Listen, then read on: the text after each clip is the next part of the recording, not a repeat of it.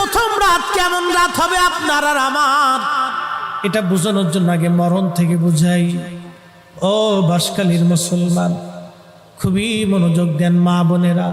ও মা, আপনি যে সুন্দর পোশাক পরে সেজে গুজে গহনা পাতি দিয়ে আপনাকে নিয়ে আসা হলো শ্বশুর বাড়ি। মারে, আপনার ঘরের মধ্যে একটা বৃদ্ধ মা আছে, শাশুড়ি। মনে ব্যথা দিবেন না, এই বৃদ্ধ লোকটা আপনার কাছে তেমন কিছুই চায় না, একটু সহানুভূতি চায়। বিনিময়ে আপনার স্বামীর জন্য সে 40টা বছর পরিশ্রম করেছে। ও বোন, আপনাকে বলছি, এই বৃদ্ধ মাটাকে আপনি ব্যথা দিবেন না। এই বৃদ্ধ মাটা আপনার স্বামীর পিছনে 40 বছর পরিশ্রম করেছে।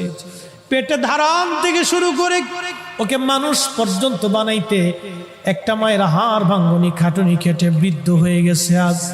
সে কিছুই চায় না রে বোন, আপনার কাছে মাত্র একটু সহানুভূতি আর ভালোবাসা চায়। মনে ব্যথা দিয়েন না, ওনাকে ব্যথা দিলে মালিক বেজার হয়ে যাবে, মালিক। ও বোন, আজকে আপনি আসছেন এই দুনিয়াতে, এই বাড়িতে। আগামী দিন এই বাড়ি থেকে আপনাকে নিয়ে যাওয়া হবে সাদা পোশাকে, আপনার দামি দামি গহনাগুলি রেখে যাওয়া হবে। বাংলাদেশে একজন ধনী মারা গেল করোনায়। আহা, করোনার সময় মানুষ চেনা গেছে। একজন ধনী করোনার সময় মারা গেল। এই ধনী যখন করোনায় মারা গেল, মারা যাওয়ার সময় সে কয়েক হাজার কোটি টাকার সম্পদ রেখে গেছে। 1 টাকা 2 টাকা না, কয়েক হাজার কোটি টাকা। একজন ধনী মারা গেল 80,000 কোটি টাকা রেখে। 80,000 কোটি টাকা।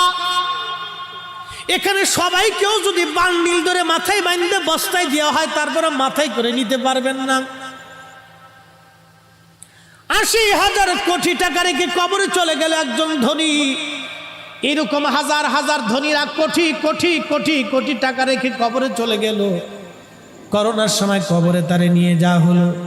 ছেলেরা ওই যে সংস্থাদেরকে ফোন দিয়ে বলল, আপনারা আমার বাবার সৎ কাজ করে দেন, করোনা হয়েছে, আমরা কাছে যেতে পারবো না।